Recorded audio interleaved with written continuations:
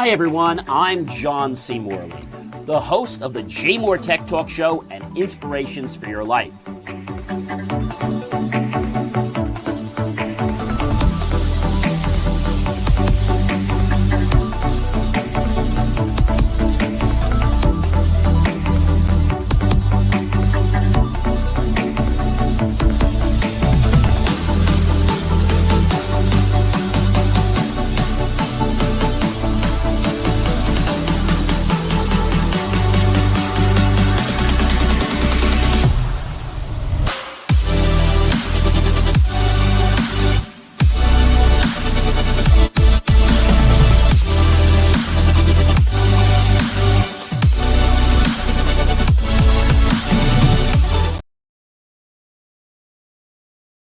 Well, hey guys, it is John C. Morley here, serial entrepreneur. Welcome to the JMOR Tech Talk Show. Great to be with you guys. It is our first Friday of March. I can't even believe that we're in March. This just blows my mind.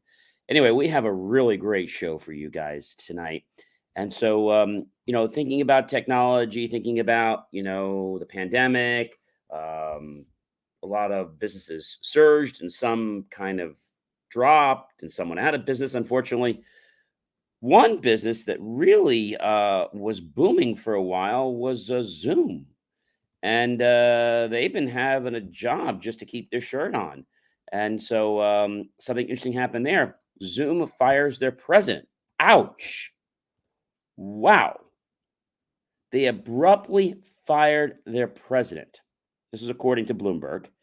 And I got to tell you, he's a former Google exec, Greg Tom, who joined the Zoom video communications in June, and he's going to receive severance benefits following his termination without cause.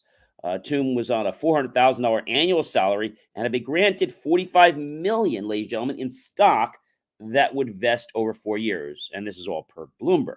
But we know that Zoom has been cutting staff and a lot of other companies as well. And Zoom's revenue really dropped. I mean, we're talking about a major, major, major drop. I mean, they were like riding the waves at the top of the cusp. And back in 2022, Zoom's revenue grew by just about 55%. And, this was something amazing for them. And they all thought that this was going to keep happening and it was not going to end. I knew that Zoom was not going to stay at the top like that. People do want to get in person and meet others. I mean, that's the bottom line. And so, when they had the decreased revenue of the company that basically dropped from, from the one level, before they were at 953 million, and it just sagged all the way down to 562 million. Ouch. I mean, Zoom, of course, is not going to answer any questions. And Bloomberg also tried to ask them questions and they refused. But, I think Zoom has got to figure out where they're best. And, people do want to meet with other people in person. There is a place, ladies and gentlemen, for meeting online. I think it's great for pre-interviews and stuff like that. And it might even be good for a quick meeting. There is no bond happening on a Zoom call. I'm sorry, guys, just not happening. And, the Zoom CEO, Eric Yuan, he took a pay cut of 98% or 490,000. Okay. And the tech company announced that it was laying off 1,300 workers. The president blamed it on mistakes that he made. Ouch, double ouch, and triple ouch. And I want to quote what Mr. Jan had said. I want to show accountability, not just in words, but in my own actions.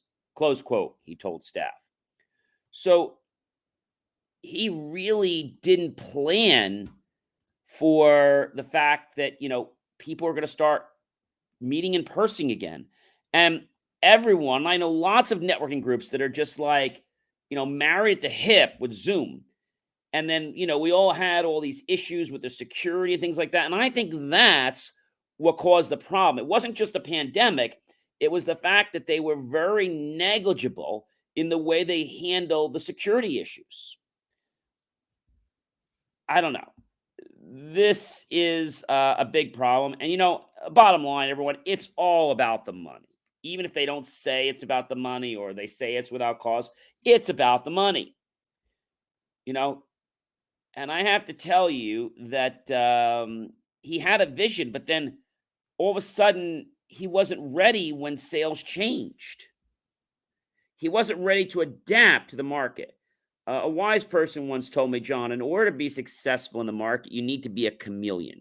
You need to adapt to your surroundings. We've learned this from the military, right? That's why they wear camouflage clothing so that they can blend in and not be seen by the enemy. And Zoom has security issues, unfortunately. They didn't bother to do a lot with it. There were dozens of problems with privacy, and although they're not all serious, some of them have been fixed and some of them have not. And so I think this was the reason, not just the pandemic and people getting back to work, because a lot of people I know are still doing meetings. We use StreamYard, we use other platforms, but I mean, we don't use Zoom on a regular basis, except for maybe a couple quick interviews, but it's not where it used to be. We don't even use paid versions of Zoom anymore, just because, I don't know, we find that people want to meet in person. And I know a lot of companies out there are saying, hey, John, is Zoom going to come back? Will Zoom come back?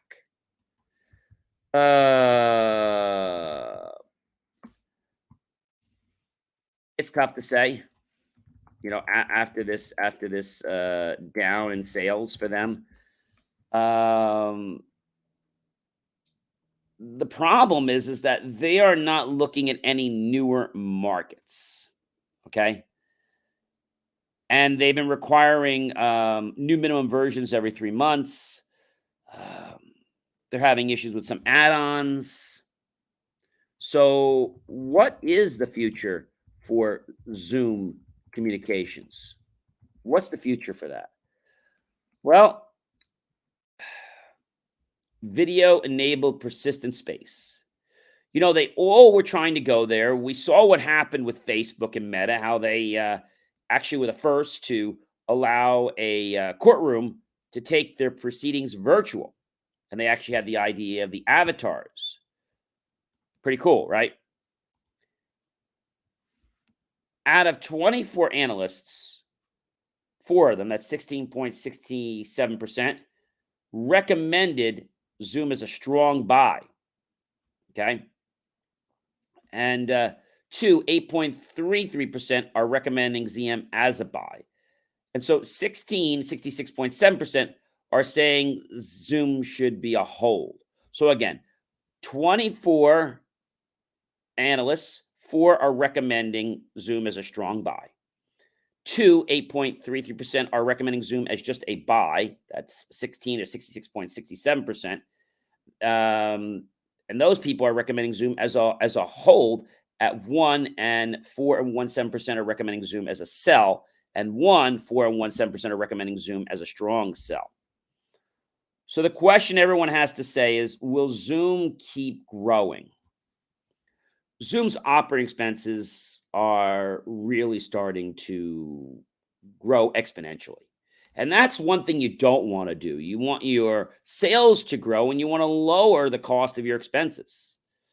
And unfortunately, their expenses keep rising and rising and rising, and their growth is still slowing. And so the question is, will Zoom be sold to someone else? Will Zoom stock keep falling? Remember, Zoom took over the world, right? When, the pandemic was here. People were flexible. They used Zoom. In fact, they were even giving more time on Zoom. Then they cut that back. I think that was a bad move. But again, I know why they did it. They were hurting. And the question is, does Zoom have, let's say, the aptitude to figure out what its go to market strategy is? Obviously not. If they fired the president and they're not planning on hiring another president, that's going to be a serious, serious issue. And I don't know how that's going to happen, but all I can tell you is that video conferencing, okay, the virtual space is changing as you and I know it. When companies are laying off, and we still have got companies that are having people work from home, it's a certain type of environment, but it's no longer just conference calls. It's becoming much more immersive. And by the Zoom CEO taking a $10,000 salary drop, I think he was just trying to preserve his job. I believe he saw the writing on the wall that he was afraid of getting fired. Now, we don't like to talk about that, but let's face it. When the company is not profitable, then we need to figure out what's going on and we need to move on. And Zoom saw this for a very long time, and they just could not figure out what it was that they needed to do. And, the pandemic, didn't just end overnight. I mean, it took some time. So I think they should have made some adaptations to what was going on, but they really didn't make some adaptations. They didn't make any adaptations, and I think that was a major problem for them. And so, by me telling you it was a major problem, I think a lot of people just felt that Zoom was going to be that safe lifeboat. No matter where I am, I could always use Zoom. And some people are using Zoom, but more and more companies I'm talking to are cutting back and just using the free mode. They're using other products like, we have Slack out there we use a lot. We have Microsoft has a Teams product. We use StreamYard for all of our commercial recordings. You can use StreamYard for some type of meeting environments as well. And I think the biggest thing I can tell Zoom is that they didn't have a collaboration with the community and the developers. They tried, but it fell apart. And other platforms, without going into the specifics of how they've done it, they really are working day in and day out and not taking that sale for granted. Because let's face it, ladies and gentlemen, just because the software is good today doesn't mean I'm going to renew it next year. There's got to be something that you're doing better than someone else. Or there's got to be something that you are, let's say, keeping me from, like a big pain. And we know, ladies and gentlemen, that people only do things for two reasons: to avoid pain and gain pleasure. This is why our hospitals are so extremely busy. So we're going to keep our eye on Zoom, but I wouldn't be a bit surprised if Zoom sells. Are they going to get another president? Probably not. I think right now they're just trying to stop the bleeding and figure out, how do we actually make money? And if you're saying to me, John, what will Zoom do next to grow? They tried their video engagement center, but apparently didn't take off as well as they thought. And the question is someone else going to step into that space? And I believe that if they don't grow, I think someone else will. There are a lot of other great companies that are starting to see the dichotomy of services that we as a workforce, as people, as home citizens, that we need as a community.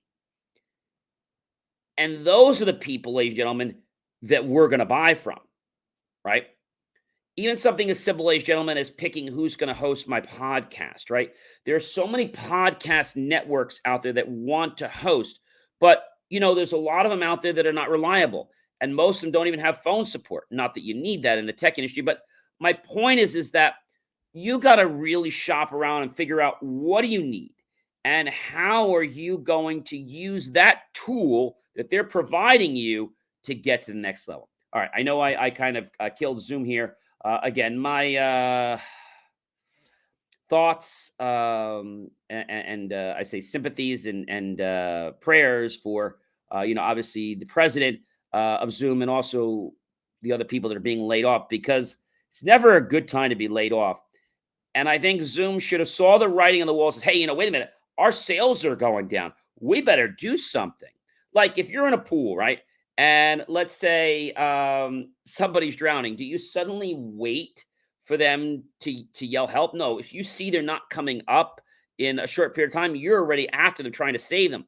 I think that was the problem with Zoom, is that they didn't stay proactive, so they could, what I call, take their temperature consistently, and then use CCF, um, continuous constructive feedback. I think that was the biggest problem. And I think that was the problem of the president. He tried to run this organization as something that was, I'm going to say, something that was in his mind, but he didn't really open up to the rest of the world. And whether you have a one person company, 10 person, 50, 100, or a million, you got to interact with your customers and with the people that are working for you. Because if you don't, ladies and gentlemen, that can be a serious problem.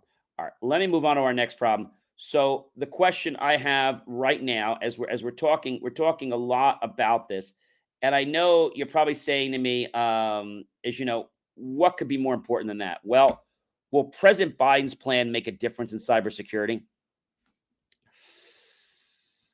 Uh, I don't know. The White House has issued numerous cybersecurity strategies throughout the last decade. And the strategies all point to, and I quote, a rebalancing of the responsibilities to defend cyberspace, close quote. People are shifting their responsibilities. They're not being accountable. And as we single out China as the, quote, broadest and most active and most persistent threat to both government and private sector networks, close quote, we got to think about what's going on. And President Joe Biden wants to outline the goals rather than immediately implement rules. I get that he wants to outline the goals, but I think it's important that we don't spend a long time on that. We need to fast track this. If they pass into laws and regulations, it could expand cybersecurity requirements for companies that run digital infrastructures that the White House deems critical. We're talking about your guys like Amazon, your Facebook, Metas, your Google, those kind of people. And the strategy asks government agencies to encourage compliance with tax breaks or other incentives. So the strategy calls out ransomware as a pressing threat. We all know it's a pressing threat, right? If you're not protected, ladies and gentlemen, it's not a question of if you're going to get attacked, but when you're going to get attacked. And I want to quote something they said: companies that make software must have the freedom to innovate, but they must also be held liable when they fail to live up to the duty of care they owe customers, businesses, or critical infrastructure providers. Quote, again, as this document states. Now, for years, they always say, we're going to do our best. We're going to try. Unfortunately, ladies and gentlemen, your best is not good enough. If your best gets a company to be attacked, that's a problem. Now, the document calls out the growing threat of ransomware schemes as a particular area of focus, and campaigns to basically shut down these bad actors who run ransomware bot servers. And it calls this, and I quote, illicit cryptocurrency exchanges, close quote, that may help ransomware profitable following a 2022 order that came around. So I think, where this is going and what's happened is we've got to get on the ball with this, because if we don't, ladies and gentlemen, we're going to find that this is going to grow exponentially. Thus, I don't say we have to not go to sleep at night, but we need to be at least somewhat aware of what's going on. If you know that the temperature is below zero outside, you're cognizant of it, right? You want to make sure that your heat is on, your pipes aren't freezing. You're aware of the things. You don't necessarily go outside, but you're aware. If you were oblivious to the fact that that was going on, and you went outside, or you noticed your pipes suddenly just broke, that's because you were not proactive. Our biggest problem right now in the government is that we are not being proactive with ransomware. There are a lot of great companies out there that are doing some things. I'm not going to mention them right now, but I have to tell you, in order to keep up with ransomware, you can't just have a stable piece of software. It has to be cloud based because if it's not, threats are going to keep emerging. I mean, you know how we went from antivirus and malware strictly being signature based, right? Now we've learned more about their behaviors and heuristics, and we built engines to learn for patterns, right? We even have something called sandboxing now, where we can put something in that sandbox, see how it behaves. If it behaves badly, we can document that and report that off to other systems that control our infrastructure, as well as systems that control other infrastructures. So I think that is key. When we actually network our resources of information and we share things about how things are affecting networks, that is vital. We don't necessarily have to give the name of the company or anything, but just the data, the demographics of how it's happening, that is very, very, very vital. All right, so we'll keep an eye on that, and hopefully his plans will do something. Although I'm not holding my breath on this. I'm sorry, President. I'm just not going to hold my head on it. I don't think they've done enough study into coming up with a plan that I would trust. Um, it's my own personal opinion from what I've been seeing in the past. All right. Well, Ford is creating a new division for its partial hands-free driving tech. Huh. So the Latitude AI is going to focus on automated driving technology, including a level 3 unsupervised system.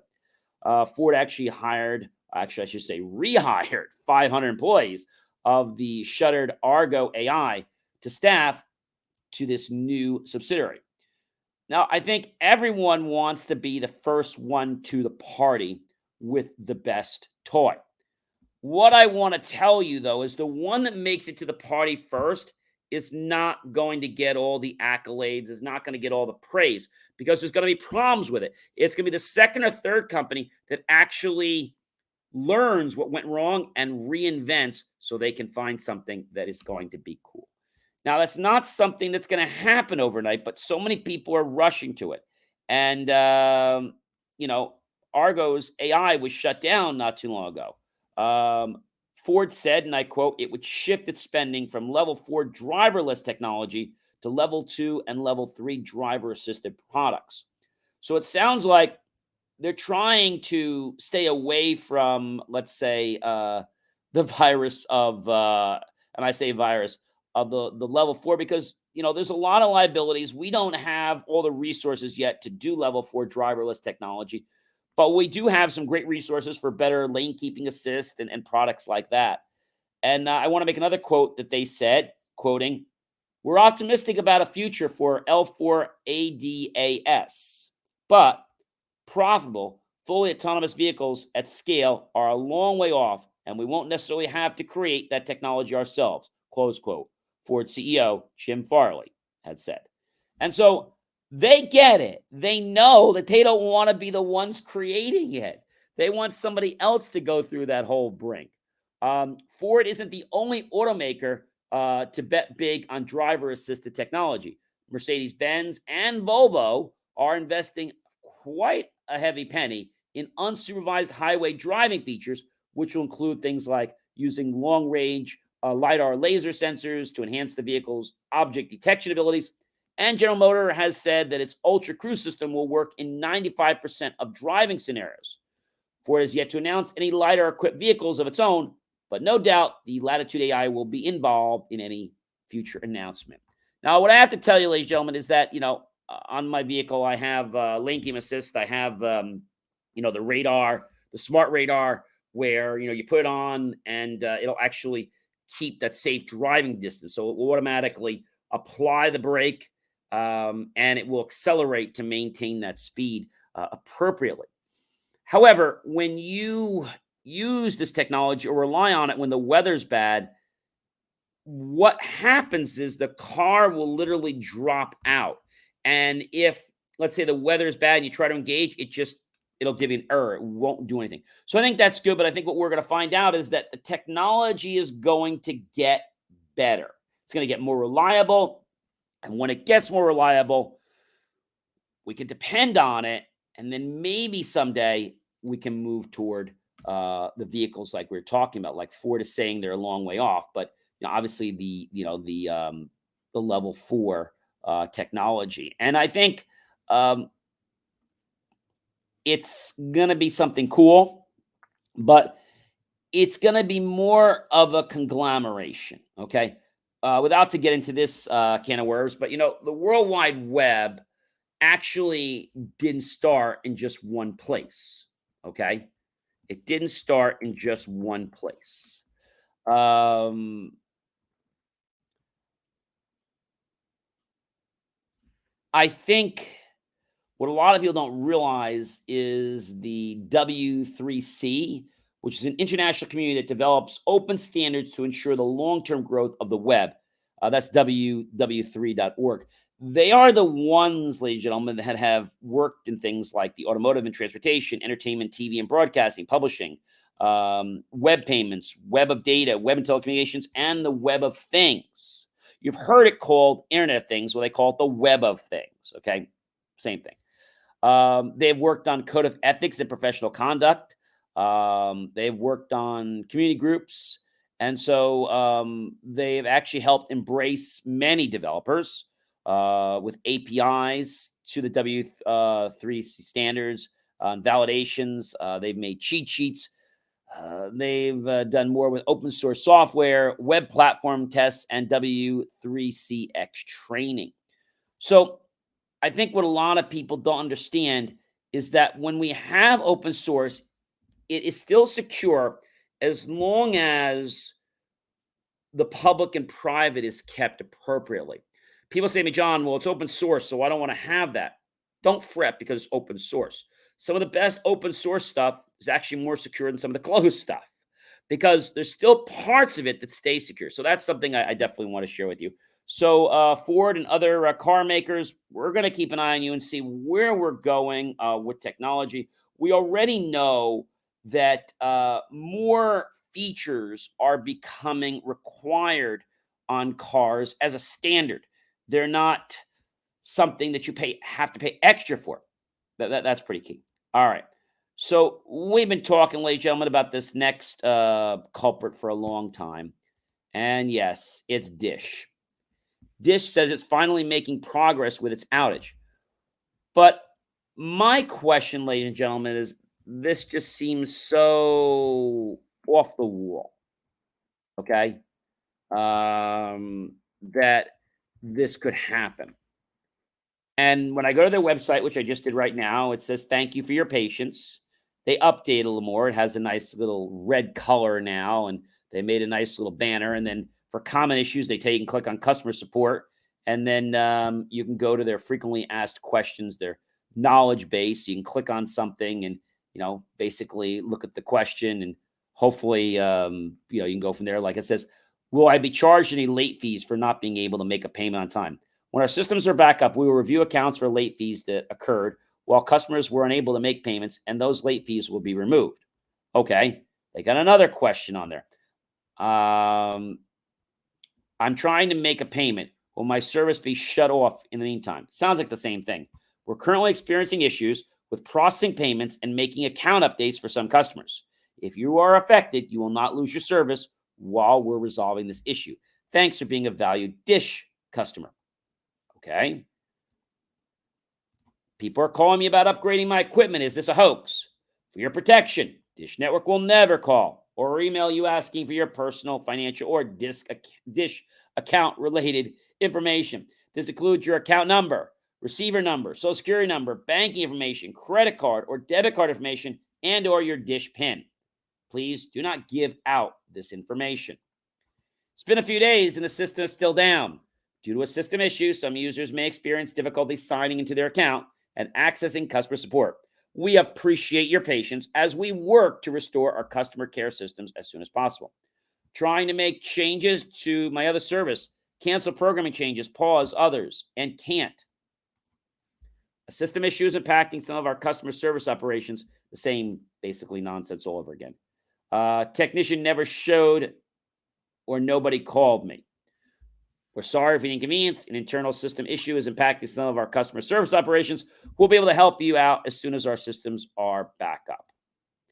Cannot access mydish.com, Dish Anywhere, HBO Max, and other streaming services. We apologize for the inconvenience. Our teams are working hard to restore systems as soon as possible. Thank you for your patience. I want to restore or reactivate my service. Again, you're going to get that same "we apologize" message. And I want to order a pay-per-view movie with a certificate. They apologize. So you're probably saying, this is nuts. They have more on troubleshooting guides like signal loss error. You click on that, and it directs you to basically a video on YouTube. Connect your receiver to the internet. There's a video on that too. Missing channels, of course, you go to another page, which literally just has one set of instructions. Unplug the power cord of your dish receiver for 10 seconds, then plug it back in. The reset process may take up to 5 minutes to complete. That's their response if you are missing channels. Frozen video. They have 2 steps. Confirm the source of the issue. On your dish remote, press and release the SAT button, obviously satellite, followed by the guide button. If you're able to see the guide, follow the troubleshooting steps for black screen with guide. If you don't see the channel guide, press the channel up or down buttons on the front panel of your receiver. If a channel changes, try troubleshooting your remote. If a channel did not change, continue to the following steps. Restart your receiver, VIP Wally receivers, unplug the power cord of your dish receiver for 10 seconds, then plug it back in. The reset process may take up to 5 minutes to complete. If you have a Hopper or a Joey receiver, be sure to reset the Hopper before the Joey. Unplug the power cord of your dish receiver for 10 seconds, then plug it back in. The reset process may take up to 5 minutes to complete. Okay. Program your dish remote to your receiver. There is a video that it directs you to on YouTube. Black screen with guide. There's a few steps.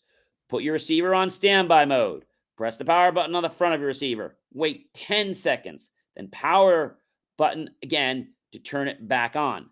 Restart your receiver, VIP Wally receivers, unplug the power cord of your dish receiver for 10 seconds, then plug it back in. The reset process may take up to 5 minutes to complete. Hopper Joey receivers, be sure to reset the Hopper before the Joey. Unplug the power cord of your dish receiver for 10 seconds, then plug it back in. The reset process may take up to 5 minutes to complete. It's like deja vu. We just read the same thing in the other spot, right? That's absolutely crazy. No channel guide information. Well, guess what? They're going to tell you to restart over again. But then after you restart on the VIP receivers on your dish remote, press the guide button, use the right arrow button, scroll to the far right, and keep pressing the right arrow button until pop-up 318 displays. Once it displays, select yes to begin the download. The download may take several minutes to complete. If you have a Hopper or Joey receiver on your dish remote, press the red color button or the options button to view the TV activity screen. If no tuners show available, you'll need to make a tuner available. For a tuner currently recording, select the tuner and choose stop recording. For a tuner currently watching, power off the receiver in the location listed. Once the tuner is available, the guide will download automatically. The download may take several minutes to complete. Set up a replacement TV, and they direct you over to a YouTube video. So for additional assistance, please select the request more information option below. You click on that screen, it says your email address, and it says, are you looking for new dish services? I'm looking for new dish service, or I'm a current customer of Dish. Now, at least they've added some more functionality to their site, but still not as much as I would expect. And if you go to call them, ladies and gentlemen, well, let's just see here. If we go to call Dish by phone, let's call Dish. Let's see what happens if we call Dish by phone. All right, so their phone number is 1-800-333-3474. Put on speaker here. Thank you for calling Dish. We're currently experiencing an extremely high call volume, and your wait time may be longer than usual. Our agents can assist you with payments, ordering pay-per-view, and trouble. Okay, so they've changed their message. They say now that they're experiencing basically a long hold time, and you can wait on the line. Before, you got a message saying basically there was no way they could help you because there was the outage. So Dish Network finally acknowledged, okay, that there was a huge attack after days of being despondent and not answering questions. Dish Network was suffering from a widespread outage that effectively prevented a large chunk of the company's employees from being able to work for more than 4 days.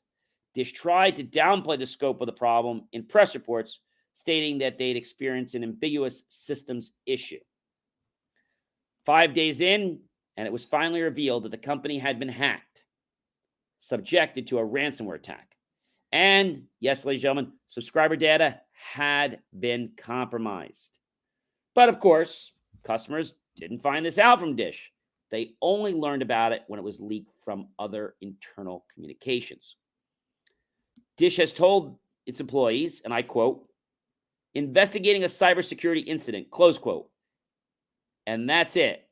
Quote, aware that certain data was extracted, close quote, from its IT systems as a result of this incident, according to an internal email sent by CEO Eric Carlson. And that was obtained by The Verge. This comes on the 5th day of an internal outage that's taken down some of the company's internal networks, customer support systems, and websites such as boostinfinite.com and dish.com. If I go to boostinfinite.com, I'm just curious, do I get the same message? I get a little different message there. I get, thank you for your patience. We're experiencing a system issue that our teams are working hard to resolve. Your mobile service should not be interrupted during this time. For more information regarding our system issues, please click here. You click here, and, they don't even give you much. They just tell you that on February 23rd, we experienced a cybersecurity incident that has affected some of our internal communications, customer call centers, and internet sites. We immediately activated our incident response and business continuity plans to contain, assess, and remediate the situation. We retain the services of cybersecurity experts and outside advisors to assist in the evaluation of the situation, and we notified appropriate law enforcement authorities. On February 27th, we became aware that certain data was extracted from our IT systems as part of this incident. It's possible investigation will reveal that the data extracted includes personal information. The forensic investigation and assessment of the impact of this incident is ongoing. Of course, you knew that. The security of our customers' data is important to us, and if we learn that the information was compromised, we'll take the appropriate steps and let any impacted customers know. As a result of this incident, many of our customers are having trouble reaching our customer service desks. We're making progress on the customer service front every day, but it will take a little time before things are fully restored. Boost Infinite mobile service continues to operate and is up and running. There's a link to a legal page, privacy page. There's a link to a California page. Do not sell my personal information page. There's a link to that. And basically, if you want to opt out of Boost Infinite's systems, you can do that. So they have that up there, which is nice. Then we have a do not contact form. And they tell you how to basically let them know that you don't want to be contacted. But here is the funny part. On the top, it says if you click on like any of these buttons here, okay, you can click on some things. But if you click on the Get Started button, which is what I would assume to click on, or full do not contact policy, you can click on that. But if I click on Get Started, due to a system issue, some users may experience difficulty accessing their Boost mobile account, paying their bill, or reaching customer care. Wireless phone service is not affected by this issue. Our teams are working hard to restore the system as soon as possible. If payment cannot be processed, your wireless service will not be suspended during this period due to non-payment. Gee, thanks. Thank you for your patience. That's a mess. So I think the reason why that site has some more details on it might be because it's in California, or might be because it has to do with wireless and they're required to put some of that information. So employees have been completely locked out of their systems. They're seeing blank screen icons during the ransomware attacks. And they claim that it's so bad at Dish that their primary website is a placeholder page. But at least they were able to get around confirming things in this ambiguous way, right? Now, you might have recalled that Dish Network was part of the really dilapidated Trump era plan to justify T-Mobile Sprint merger by encouraging Dish to build its own 5G. Well, that plan isn't going so well either. And the similar T-Mobile's inability to secure its own network, you have to wonder how much a merger logistics distracted this company. Maybe they should just focus on actually providing services and not trying to shirk the responsibilities. I don't know. The last line, I quote, "You have to wonder how much merger logistics distracted the company from competent revisions to its privacy and security standards," close quote.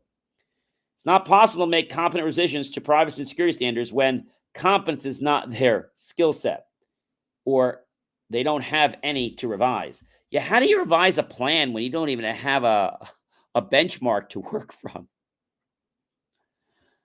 I don't know. Here's another quote I'd like to read from basically a customer. I won't mention their name. Quote, "Perhaps it's just me, but I'm not wondering at all. I've seen nothing to indicate that privacy and security were in Dish Network's wheelhouse before the merger. I'm going to speculate that the merger did nothing to improve their lack of competency. I'm not imagining the following conversation taking place." Still under quote, "Hey, boss, Casey is incredible at working out security issues, not to mention having an in-depth understanding of privacy.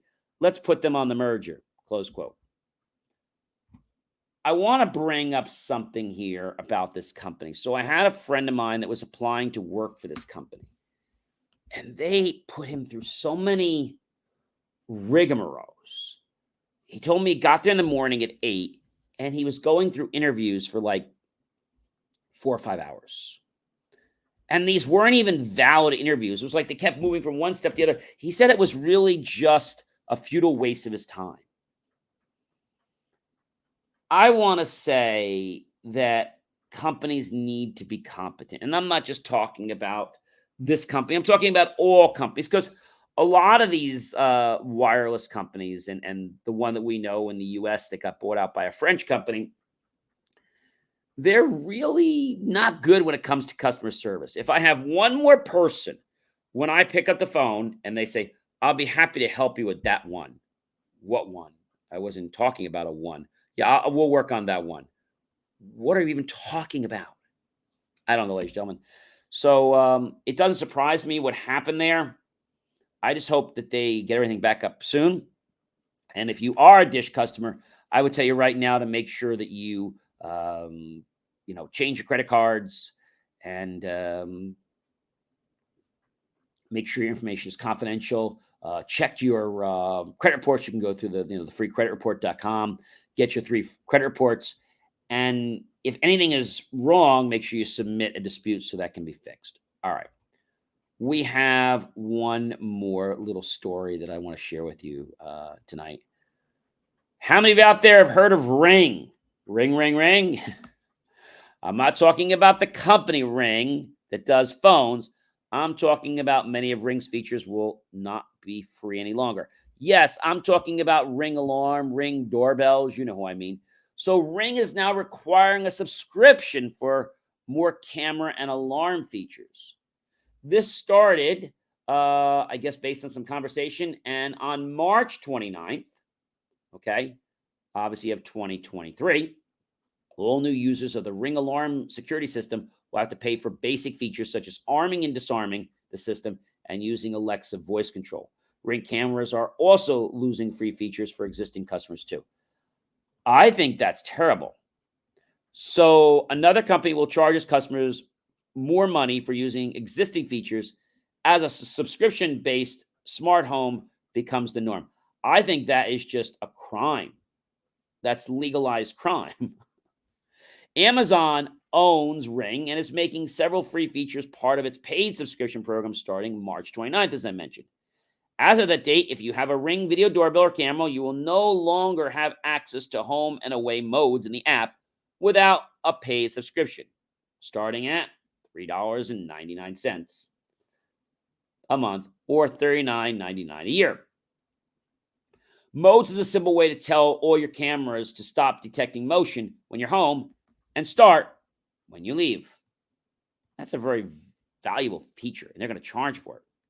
So all new users of the Ring alarm system on or after the 29th of March will have to pay for a Ring Protect plan to arm and disarm the systems from the app.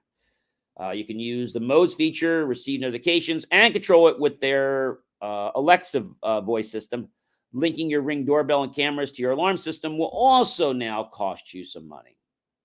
Existing Ring alarm customers will not lose access to any of these features. However, as one user on a blog had pointed out, there are no guarantees Ring will continue to allow legacy users to have features they paid for. They are now.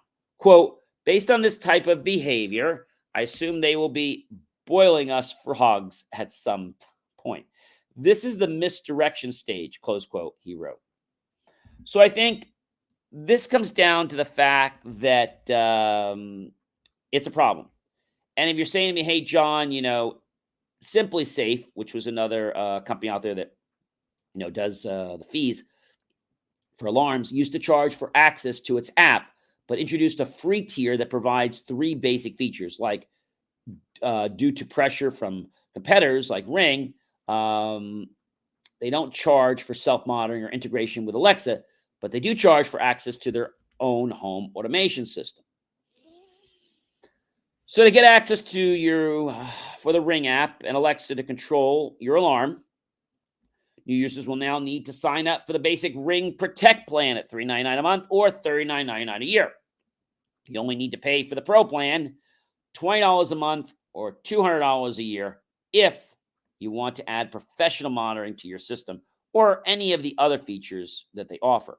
Used to only cost $10 a month, but Ring raised all of its plan prices last year. So it looks like people are either going to be paying these prices or they're going to be ditching the Ring, no pun intended. All right, so ladies and gentlemen, we've got lots of great more episodes coming this year. I am so happy to be back with you guys and another series. Again, this is year 2. We're on episode number 9. Hey, listen, if you would like to be a guest on the JMOR Tech Talk show, I remember it's not a sales show. We look for people that are going to provide value. Really easy to do. Just go to jmor.com, click on the reach out button, apply to become a guest on the show. We'll be so grateful to have you on the show if we find that you're a match, because we love to connect with other great people. I love to learn from people. I know they love to learn from me. And I love to get this information out to our wonderful audience. We're on many different platforms. And so you can check us out. Also, check out some of my other great content at believemeachieve.com, including John's brand new release now on Apple, iTunes, Spotify, and many other podcast distributors. You can check that out. It is called IFYL, Inspirations for Your Life. And you can listen to all the great information while you're in your car, while you're working out, or maybe while you're just making yourself some dinner. Have yourself a great rest of your night. And remember, ladies and gentlemen, technology itself is not good or bad. It's how we as people choose to use it. Have yourself a wonderful rest of your weekend. And I'm going to see you guys, for series number 10 next week. Hey, how about that? 10 on 10. We got to do something special for that day. It's series 2, episode 10 on the 10th. I always say when a number happens twice, it's like something good. That's like a really good sign. Have yourself a great weekend, everyone. I hope you've enjoyed this. And remember to be smart when you're using technology. Take care.